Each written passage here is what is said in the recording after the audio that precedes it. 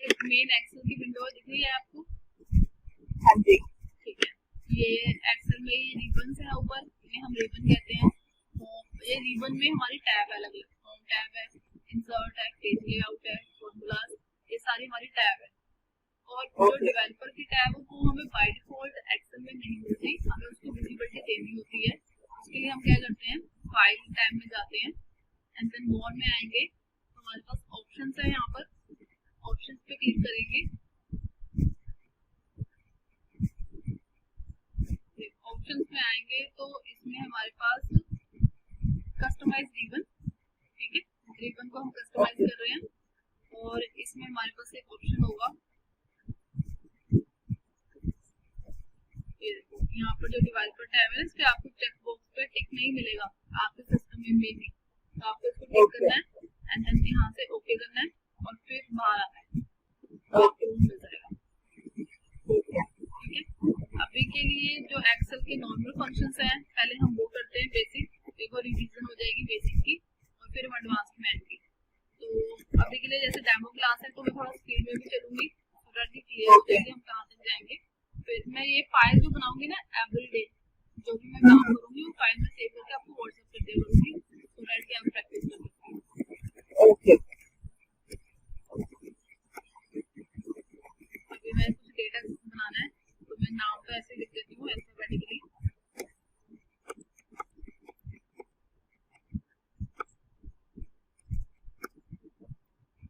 अब मैं यहाँ पर एक फंक्शन यूज कर लेती हूँ, मुझे पता है कुछ वैल्यूज लिखनी है, मार्क्स लिखने हैं, तो कोई भी फंक्शन हम एक्सेल में स्टार्ट करते हैं वो या तो प्लस के साइन से स्टार्ट हो सकता है या इक्वल के साइन से, बट हम ज्यादातर इक्वल का साइन यूज करते हैं। देन हम लिखेंगे rand, rand stand for random and between, like अगर फंक्शन की हम डिस्क्रिप्शन देखें तो क्या लिखा है, returns random number between the numbers you specify, this function is rand between. तो मैं टैब फंक्शन को मैंने सिलेक्ट कर लिया एरो की से और देन मैं टैब प्रेस करूंगी अपने कीबोर्ड से तो फंक्शन ऑटोमेटिकली राइट हो जाएगा और ब्रैकेट का साइन भी लग जाएगा। ओके। तो अब मुझे पूरा टाइप नहीं करना पड़ा।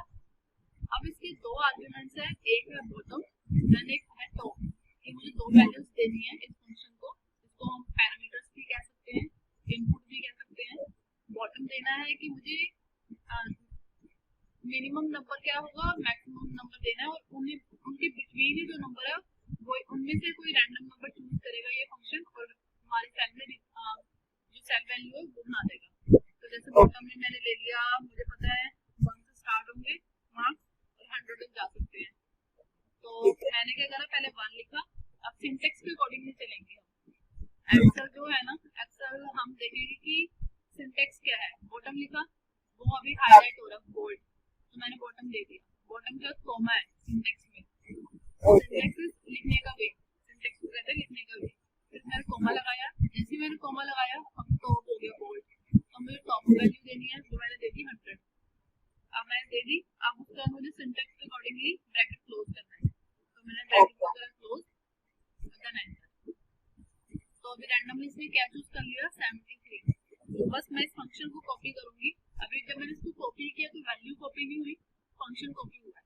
मैंने इसको कर दिया इतने एरिया में नीचे पेस्ट और आप देखोगे एवरी टाइम ये न्यू रैंडम वैल्यू ले रहा है, तो हर एक सेल में हमारी एक न्यू वैल्यू आ रही है। और ये भी नहीं कि पहले 73 था वहां पर अब 76 हो गया। अगर मैं इस पूरे को सिलेक्ट करती हूँ और आगे की रेंज भी सिलेक्ट करती हूँ और मैं कंट्रोल आर करूंगी, कंट्रोल आर क्या करेगा, आर स्टैंड्स फॉर राइट, जो लेफ्ट में है उसको राइट में कॉपी करेगा। तो मैंने कीबोर्ड से प्रेस करा कंट्रोल आर, तो कंट्रोल आर ने लेफ्ट को राइट में कॉपी कर लिया और आप देखोगे जो वैल्यू 76 थी अब वो 41 हो गई है। तो एवरी टाइम ये फंक्शन एक न्यू वैल्यू रिटर्न करता है, पहले वाले को भी ओवरराइड कर देता है।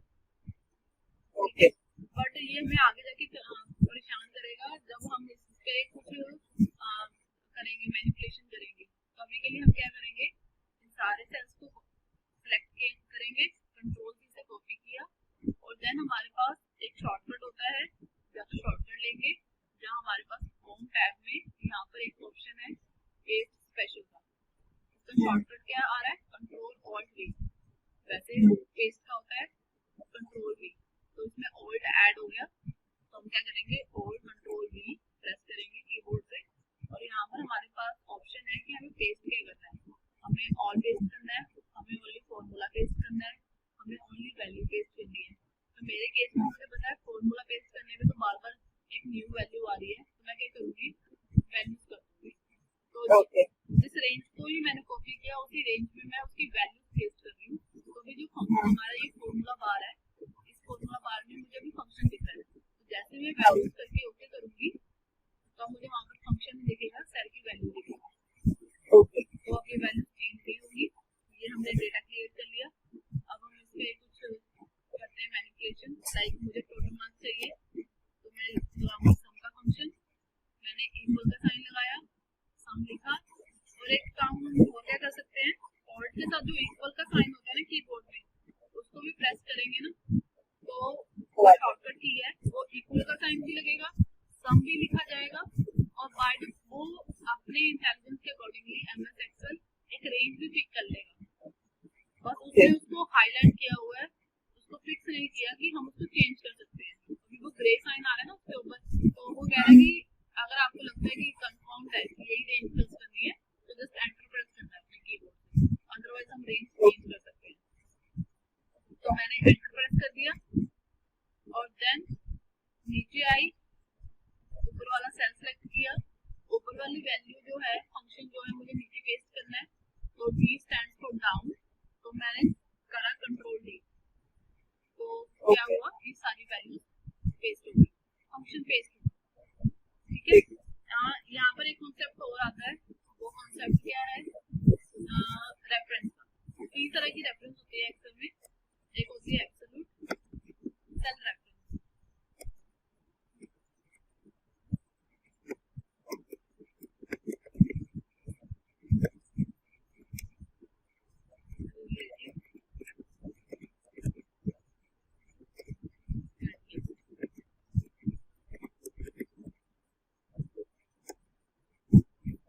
यहाँ पर आपने देखा कि जब मैंने फॉर्मूला कॉपी पेस्ट किया तो यहाँ पर जो सेल रेफरेंस थी वो थी B2 through F2, यहाँ पर B3 through F3। तो जो ये सेल रेफरेंस है ये रिलेटिव है, क्योंकि ये रिलेटिवली चेंज हो रही है। B2 चेंज हो गया B3 में और F2 चेंज हो गया F3 में, हम इसको कहेंगे रिलेटिव रेफरेंस। बट कई बार हमारी रिक्वायरमेंट होती है कि हमें ऐसे चेंज नहीं करना, तो उस केस में हम क्या करते हैं कि जो B है वो कॉलम है, है हमारा रो।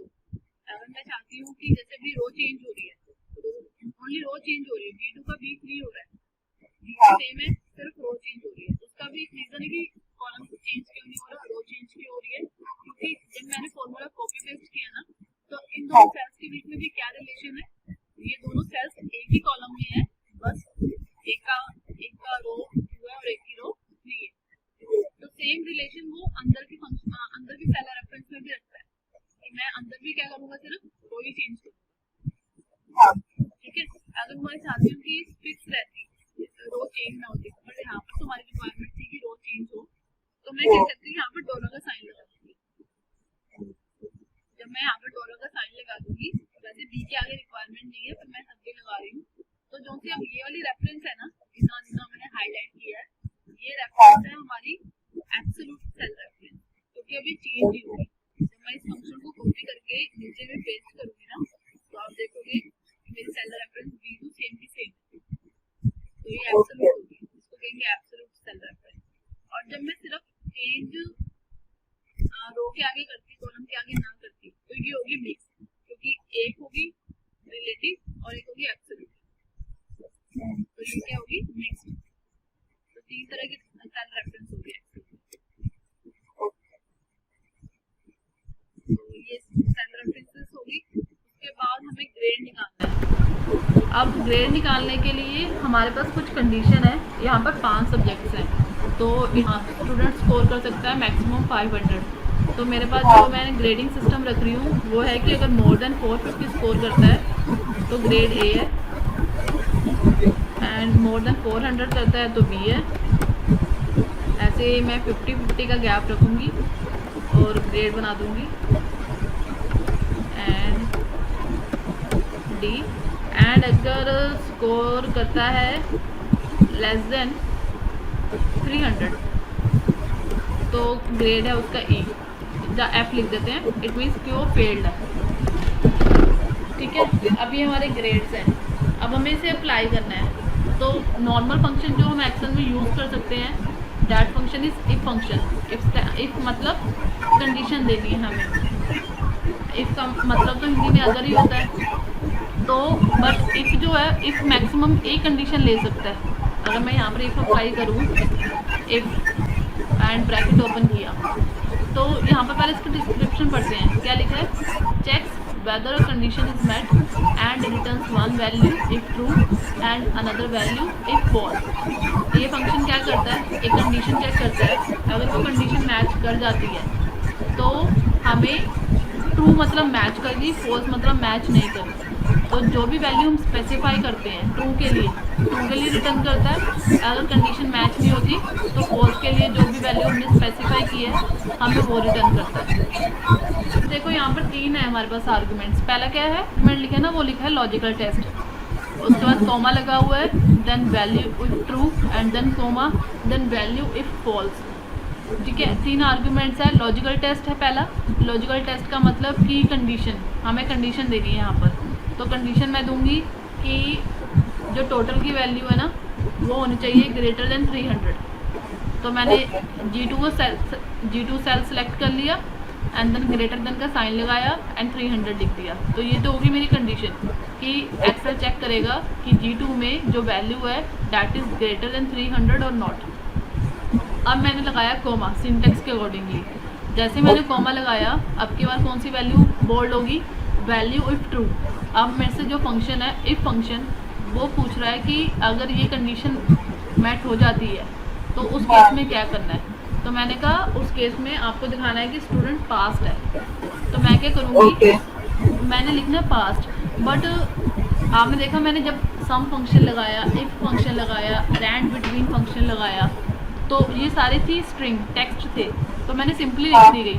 अगर अब मुझे पास्ट लिखना है ना, उसको भी अगर मैं ऐसे लिख दूँगी ना, तो जो एक्सेल है ना कंसीडर करेगा उसको एज अ फंक्शन। बट वो एक फंक्शन तो है नहीं। तो जब भी हमें एक्सेल में कुछ भी टेक्स्ट लिखना होता है तो हम उसको डबल कोट्स में लिखते हैं। तो वो बताता है कि ये यूज़र दे रहा है अपने एंड से, ये कोई कीवर्ड नहीं है एक्सेल का, कोई रिजर्व्ड वर्ड नहीं है जो एक्सेल उसका मीनिंग अकॉर्डिंगली निकाले। तो मैं डबल कोट्स में लिख दूँगी पास्ट और डबल कोट्स क्लोज कर दिए। देन मैंने कोमा लगाया। अब हमारे पास है वैल्यू इफ़ फॉल्स, कि अगर ये कंडीशन मैच नहीं होती तो उस केस में क्या करना है, वो क्या वैल्यू दिखानी है। तो उस केस में मैं डबल कोट्स में फिर से लिख दूँगी फेल्ड। ओके। एंड देन अब मैं तीनों के तीनों आर्ग्यूमेंट्स दे दिए, ब्रैकेट को किया क्लोज एंड देन किया एंटर, तो अब आ गया फेल्ड। अब जस्ट मुझे क्या करना है, इस फंक्शन को ड्रैग डाउन भी कर सकती हूँ, कॉपी पेस्ट भी कर सकती हूँ, जैसा वो मुझे सही लगे। तो जहाँ पर भी वैल्यू 300 से कम थी वहाँ पर फेल्ड हो गया, और जहाँ पर भी वैल्यू मोर देन 300 थी वहाँ पर पास हो गया। तो ये तो हो गया सिंपल रिजल्ट। बट ग्रेड की अगर हम बात करें तो उसमें हमारे पास कितनी कंडीशंस है? 5 कंडीशंस है। तो उसके लिए हम क्या करेंगे, यहाँ पर ग्रेड के लिए 5 बार हमें इफ़ लगाना है। ये तो क्लियर है कि हमें 5 कंडीशंस देनी है तो हमें 5 बार इफ़ लगाना है। अब उसके लिए हम एक इफ़ के अंदर दूसरा इफ़ डालेंगे। वो करेंगे कैसे? पहले मैंने इक्वल का साइन लगाया, एक फंक्शन लिखा, ब्रैकेट ओपन किया, लॉजिकल टेस्ट पूछेगा इफ सबसे पहले, तो मैंने ये दे दिया चेक टोटल में जो वैल्यू है इज दैट ग्रेटर देन 450। मैंने कंडीशन पहले दे दी, मैंने लगाया कोमा। अब मुझसे एक्सेल पूछ रहा है इफ फंक्शन की वैल्यू ट्रू, अगर कंडीशन हो जाती है पूरी तो क्या करना है। अब कंडीशन अगर पूरी हो जाती है दैट मीन्स कि वैल्यू क्या है, 450 से बड़ी है, तो मैं क्या चाहती हूँ ए प्रिंट हो जाए, है ना। तो मैं डबल कोट में लिख दूंगी capital A, okay, then comma value if false. अगर कंडीशन पूरी नहीं होती तो क्या किया जाए। अगर कंडीशन पूरी नहीं होती तो अगर हम ध्यान से सोचें तो हमारे पास 4 वैल्यू है स्पेसिफिक दिखाने के लिए बी सी डी एफ, कि अगर वैल्यू 450 से बड़ी नहीं है इट मीन्स 450 से छोटी है। अगर 450 से छोटी है तो वो तो 400 से भी छोटी हो सकती है, 350 से भी छोटी हो सकती है, 300 से भी छोटी हो सकती है। तो वो तो हमें चेक करना पड़ेगा कि कितनी ज़्यादा छोटी है। तो मुझे अब की बार वैल्यू नहीं देनी कोई, मुझे एक और कंडीशन देनी है, क्योंकि मेरे पास अभी भी 4 कंडीशंस है, तो उसके अकॉर्डिंगली चलना है। तो मुझे कंडीशन देने के लिए क्या करना है, फिर दोबारा इफ़ लिखना है और ब्रैकेट ओपन कर देना है। क्योंकि मैंने इफ़ डबल कोट्स में नहीं लिखा, तो एक्सेल को पता है कि मैं एक फंक्शन दे रही हूँ, और एक्सेल ने क्या किया, मुझे एक फंक्शन दिखा दिया। अब मैंने ब्रैकेट ओपन कर दिया एक फंक्शन का, फिर से लॉजिकल टेस्ट पूछा, कंडीशन पूछी, कंडीशन दे दी कि चेक करो if this value is greater than 400, 450 से छोटी है पर 400 से बड़ी है, तो क्या हो जाए, डबल कोट्स में मैंने लिख दिया बी हो जाए। अगेन वैल्यू इफ फॉल्स, अगर कंडीशन पूरी नहीं होती तो क्या वैल्यू देनी है। मेरे पास अगेन कोई वैल्यू नहीं है, मेरे पास और 3 कंडीशंस हैं, तो मैं अगेन क्या करूँगी, इफ फंक्शन लगाऊंगी, ब्रैकेट को ओपन करूँगी, और अगेन लॉजिकल टेस्ट पूछेगा इफ फंक्शन, तो अब की बार कंडीशन दे दूँगी कि चेक करो G2 की वैल्यू जो है is that greater than 350। It means कि वैल्यू 400 से तो छोटी होगी, क्योंकि अगर बड़ी होती तो पहले कंडीशन में आ जाती बी वाली में। तो अब की बार 400 से छोटी है और 350 से बड़ी है, तो अब की बार मुझे चाहिए ग्रेड सी। तो मैंने डबल कोट्स में सी दे दिया, कोमा लगाया, जैसे कोमा लगाया वैल्यू फॉल्स, कि अगर कंडीशन पूरी नहीं होती तो अगेन मुझे एक कंडीशन देनी है, तो मैंने इफ़ लगा दिया, और अब की बार कंडीशन दे दी कि चेक करो कि ये वैल्यू 300 से बड़ी है। तो अब की बार अगर वैल्यू 350 से छोटी होती है और 300 से बड़ी होती है, तो मैं चाहती हूँ डी डिस्प्ले हो जाए, कोमा। अब वैल्यू फॉल्स, कि अगर ये कंडीशन पूरी नहीं होती तो क्या हो, अगर वैल्यू 300 से बड़ी नहीं है तो क्या वो वैल्यू 300 से छोटी है, राइट। तो अगर वैल्यू 300 से छोटी है तो हमें क्या दिखाना है, एफ दिखाना है, जो हमारा क्राइटेरिया है यहाँ पे उसके अकॉर्डिंगली हमें एफ दिखाना है। तो अब की बार मैं इफ़ नहीं दूंगी, क्योंकि जो कंडीशन मुझे लिखनी है वो कंडीशन ऑटोमेटिकली राइट हो रही है कि अगर वैल्यू 300 से बड़ी नहीं होगी तो छोटी होगी नॉर्मल। तो इसका मतलब अब यार मुझे कंडीशन नहीं देनी कि अगर वैल्यू अगर 300 से छोटी है तो क्या दिखा दो, एफ। अभी मैंने कितने ब्रैकेट्स ओपन किए, कितनी कंडीशंस दी, कितना इफ ओपन किए, 4 इफ ओपन किए, तो 4 इफ ओपन किए तो 4 ब्रैकेट्स क्लोज हो गए। 1 जैसे पहले वाले का कलर देखोगे ग्रीन आएगा, और वो बताएगा कि जो लास्ट इफ है ना वो क्लोज हुआ है। सेकंड वाले का कलर आ रहा है पर्पल सा, थर्ड वाले का आया रेड, फोर्थ वाले का आएगा ब्लैक। जो लास्ट वाला फंक्शन होगा ना, जब भी हम फंक्शन यूज़ करेंगे और एक फंक्शन के अंदर दूसरा फंक्शन होगा, तो हमें कैसे पता लगेगा कि हमने सारे ब्रैकेट्स क्लोज कर दिए हैं, जब हम देखेंगे हमारा लास्ट वाला जो ब्रैकेट है उसका कलर ब्लैक है। अब मैं करूँगी एंटर, एंड मुझे मिल गया एफ, जो कि जो वैल्यू है डैट इज़ लेस देन 300। और वैसे भी फेल्ड है स्टूडेंट, तो मैंने इसको जस्ट क्या करना है, कॉपी किया है यहाँ से, सारे सेल्स को सिलेक्ट किया, देन कंट्रोल भी कर दिया। अगर मैं वैल्यूज़ चेंज करूँगी तो मैं देखती हूँ क्या रिज़ल्ट आता है। मैंने इसको 98 कर दिया, तो वैल्यू होगी टोटल की 326 आता है इस वाले क्राइटेरिया में, more than 300 and less than 350, तो उसको ग्रेड मिल गया डी।